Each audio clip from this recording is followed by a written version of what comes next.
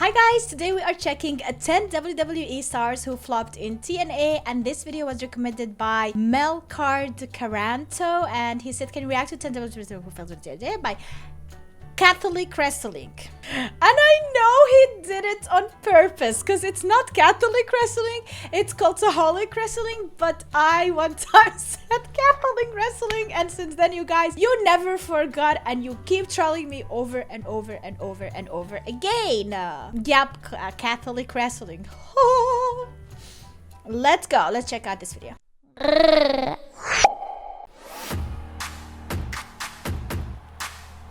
They say the grass is always greener on the other side. Yeah, I don't but know it's who not. they are exactly, but they've clearly never visited my street because my garden is a dandelion-infested mess, while Mr. Dingle's across the road looks like the Chelsea Flower Show all year round. The same is also not necessarily true when it comes to former WWE stars joining TNA or Impact Wrestling. Okay. At one time, TNA was a de facto destination for such cast-offs, who were drawn to the lighter schedule and healthy pay. And some talents made the best of it, either reliving their glory years or showing WWE just what they were missing. Others, on the other hand, probably went to TNA expecting instant glory based on their established superstar status, but found themselves either poorly used, lost in the shuffle, or otherwise embarrassing themselves and actively harming their legacy. Whenever TNA signed someone with the former WWE superstar tag attached to them, they no doubt wanted great things from them and expected their arrivals to aid them in the fight against the world's biggest sports entertainment juggernaut, but were often left disappointed, angry, or simply bewildered by what they actually got. I'm Alan Panini from Cultaholic Wrestling, and these are 10 WWE stars who flopped in TNA.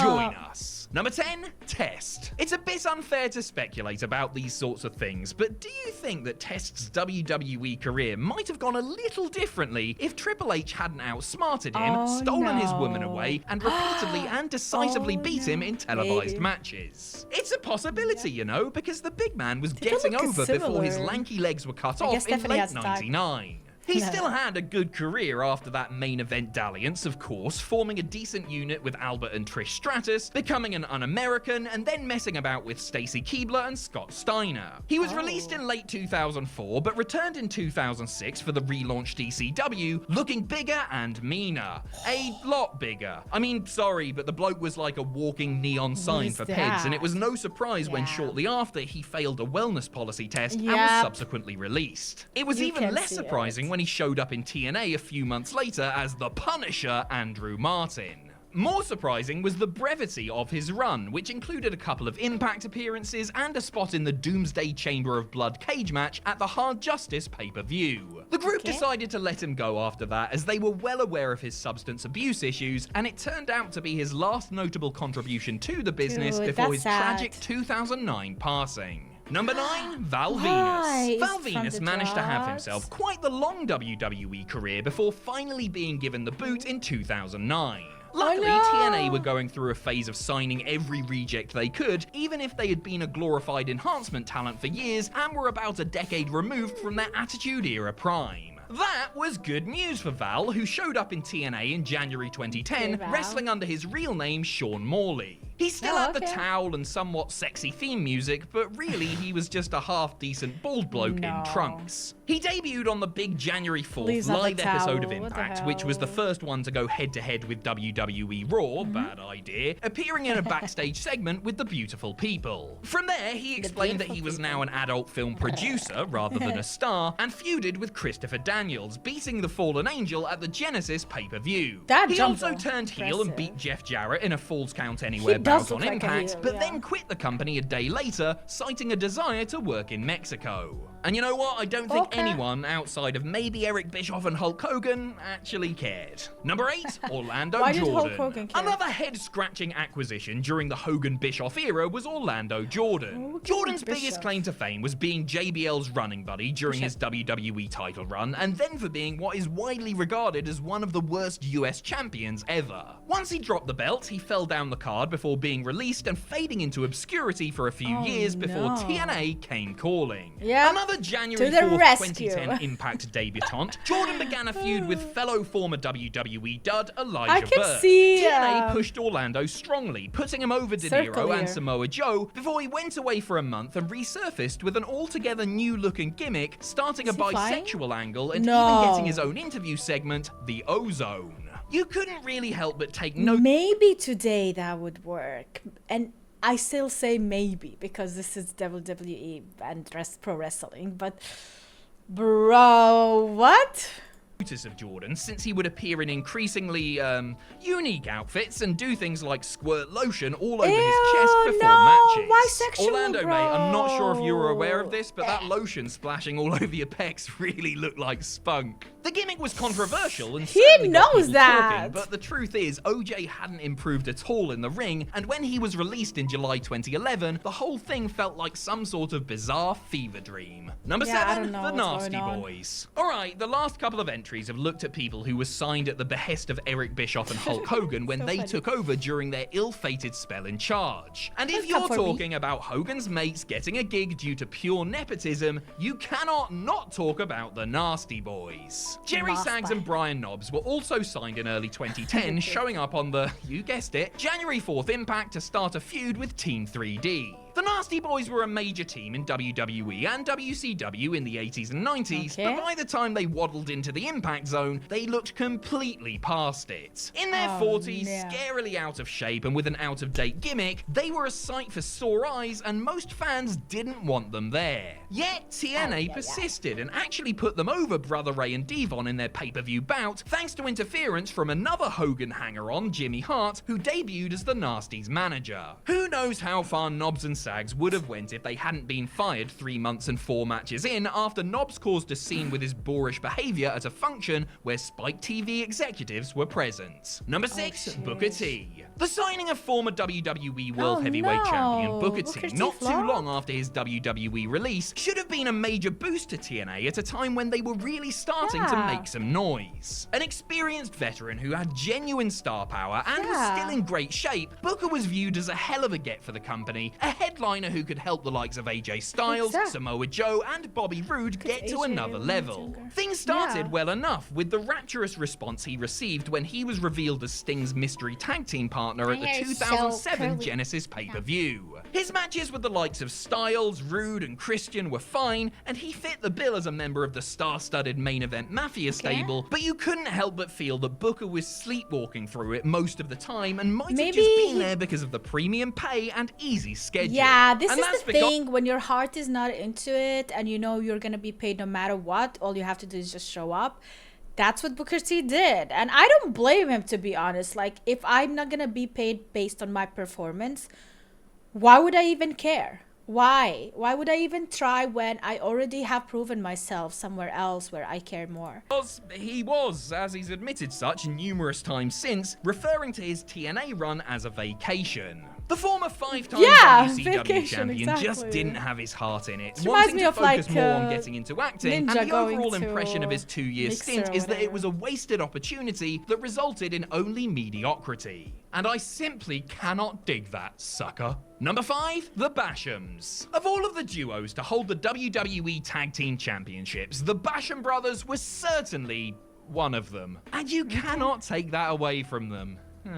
Debuting on WWE television as Shaniqua's S&M love slaves, Doug and Danny then ditched the leather and chains and joined up with JBL and Orlando Jordan in the WWE Champions Cabinet. Yikes. That brought them another tag team title reign, but Okay. once the group had run its course, the Bashams drifted and were ultimately released. Naturally, they got the call from TNA, who brought them in as Basham, aka Doug, and the DiMaggio, aka Danny, to feud with the Voodoo Kin Mafia. In the storyline, the Bashams were drafted by Christy Hemme to take on BG and Kip James, who had been targeting her with some frankly appalling harassment. voice crack? Bear in mind that Hemme had previously Panini. brought in the former Heartthrobs for the task, so the Bashams were actually an upgrade. But they Okay. brought nothing to the table and only wrestled a handful of nondescript matches on Impact and a couple on pay-per-view before they were shown the door. In WWE, with a gimmick or a kinky manager I or as bet I part will of a forget their stable, name they worked. 5 But in minutes TNA, after this they were video. about as exciting as a Sunday afternoon listening to Classic FM p.m. while sorting out your sock drawer and filing your tax returns. Oh my god, did you have to go that Boring, hard? bald bastards. Number 4, Trevor Murdoch. Trevor Murdoch was probably born 40 years too late, because I reckon he would have been a big star in the territories of the 70s and 80s. Okay. Not that he did too badly in WWE or anything. Along with his partner Lance Cade, Murdoch won the World Tag Team titles 3 times between 2005 and his 2008 release. They were quite the handy unit and had great feuds and matches with the likes of the Hardys and Paul London and Brian Kendrick, but it was always clear that WWE saw Cade as the potential single star and that Trevor was doomed once he went solo. Could he achieve singles glory in TNA though? No. He showed up in Orlando almost a year after receiving his WWE pink slip as the outlaw Jethro Holiday. A great name for a baddie in a Western B-movie, but not exactly a moniker that screamed world champion. His highest profile bout was a loss to Abyss at the 2009 Hard Justice pay-per-view, but he spent most of his time being jobbed out and wrestling for the Explosion web show. Trev never actually signed a contract with the group and was being used sporadically on a per-event basis. TNA stopped using him in November of 2009. Mere weeks later, an Orlando-based chewing tobacco company went bust. Coincidence? Number 3, Dustin Rhodes. You've got to hand it to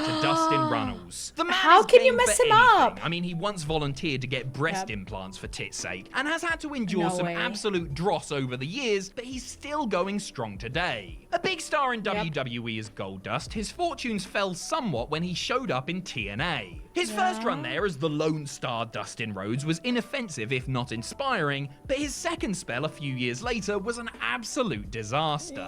Runnels did a split personality gimmick where he was himself and also Black Rain, an alter ego that looked like some sort of rubbish indie wrestler in a wig doing a knockoff Goldust gimmick. It was sad to see since Dustin was clearly not in a good place, looking slow and far from in the best physical condition. The creative Plus, like, was why would crap he as try well hard, because you the know? split personality aspect was totally unbelievable, and he carried around a knife cane thingy and had a giant pet rat How is he called allowed to do Misty. that? His addiction issues really hampered his Ew, he brought a performances rat in to the the ring, ring? and his feuds and matches with Shark Boy, Chris Harris, and Abyss were some of the worst of Dustin's career. He has since stated that this era was the lowest period of his life, and he refuses to talk about Black Rain, a mere mention of it on social media resulting in an instant block. Number 2, Rikishi. No way. Who doesn't love Rikishi? He's a big Yeah. thong-wearing Samoan man who wiggles his bum Not in like people's that, faces okay? and does a little dance afterwards. What's not to love about that? TNA was certainly interested in his services, which were bum wiggling in the face booty. and funny dancing, remember, when he was released by WWE in 2004. At the time, however, Keisha's wage demands were way too high, and TNA had to wait a few years until they could come to terms on money. Junior Fatu debuted in TNA in September 2007, and his first couple of matches, one against Christian and a 6-man tag, were decent, but it was all downhill from there. His interviews were a train wreck, as he clearly felt the company was beneath him. The one where he called Robert Roode Rick Rude and did some bizarre impression of The Rock is actually one of the worst promos you will ever see on a major televised wrestling show. He was I don't also wanna a see it. participant in the illogical cluster bastard that was the Reverse Battle Royal, and was gone after his match with Robert, gee that is difficult, Rude, leaving the company a little over a month after arriving. According to reports, Fatu packed his bags when they couldn't come to terms on a pay rise. Yes, he actually wanted a pay rise after his oh-so-sterling performances. Number 1, Scott Hall. Dude. Though Scott Hall's substance abuse issues began negatively affecting his behavior and performances in the late 90s, he was still considered a star whenever he showed up in TNA. The bad guy was actually on TNA's first ever show and hung around in the NWA title scene for a brief period before leaving. He showed up again with buddy Kevin Nash in late 2004, but only wrestled a handful of matches in an Elvis-style jumpsuit for some reason before leaving once again in early 2005. His third and final return to TNA rings, now four-sided thanks to Hogan, came on... Alright, go on. did Hogan Have a do? guess. When do you think he returned? That's don't know. right, the January 4th, 2010 Why episode is of that- Impact. Way! Hall was one of the many stars of yesteryear who Why is showed that up to see if important? nostalgia could damage WWE Raw in the ratings. Reforming his alliance with Kevin Nash and Sean Waltman as the Band, it was clear that the creative well had run dry and that the 51-year-old former Razor Ramon was nowhere near the wrestler he once was. No, The matches and segments he was involved in were Time to generally retire. rotten, and he was fired while reigning as a tag team champion due to poor health and an outside the ring incident that saw him arrested. We can only thank wrestling angel Diamond Dallas Still in Page trouble, that it didn't go any further than that. Oh my god, this video that is recommended, 10 wrestling baby faces that turned out to be real life heels. That sounds like a great video to react to as well. I bet half of these guys, except like the legendary ones that we know about, but half of these guys I will forget about them in 5 minutes after recording this video.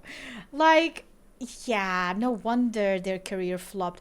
But like with Booker T and stuff like that, I feel like it's because they didn't even try hard. They thought the company is beneath them. They just took the money and just appeared there. And this is the problem. What companies do a lot of time is they invest a lot of money into like these big names, thinking that these big names are gonna bring the fans and bring the views. But a majority of the time, these fans are fans of the wrestler, but they are majority of the time the fans of the company and the company's work. So it's really hard. Like, they don't steal the fans from the company. It's the same with Twitch, Kick, or Twitch, Mixer back in the day and stuff. Like, Twitch is established and has been established. And no matter how many big names go to a different company, they are still the best, you know? And that's the thing. It is hard to compete with that. Like, it's hard to bring a second YouTube channel or a second YouTube platform and make it bigger than YouTube. It's such an inspiration that Dustin got through the Black Rain period to return as Goldust, clearly in great shape and motivated with awesome in-ring performances, and continued on through his post-WWE career in AEW to this day. Yeah. It's because he cared, and like he knew that that's not the thing that he wants people to remember him as. I refuse to believe Booker T flopped in TNA knowing Black Snow exists. What's Black Snow? Let me see the comment. Black Snow and his partner Chef Lemon. Black Snow was the only good thing about Mem. I now want to know what Black Snow is. That feeling when Orlando Jordan was like the rated R version of Velveteen Dream during this end. See, like, people know things that I have no idea about. I'm gonna just end here before I get so discouraged about the fact that I don't know shit. But that is it for today's video, guys. I hope you enjoyed. Thanks so much for watching. Please make sure to leave a like, subscribe for more WWE reactions on a daily basis on this channel. And if you want extra WWE content, check out my Patreon, patreon.com/supportbunny. I will leave a link in the description down below for everything that I have mentioned. Have a wonderful day and see you tomorrow with a brand new video. Bye!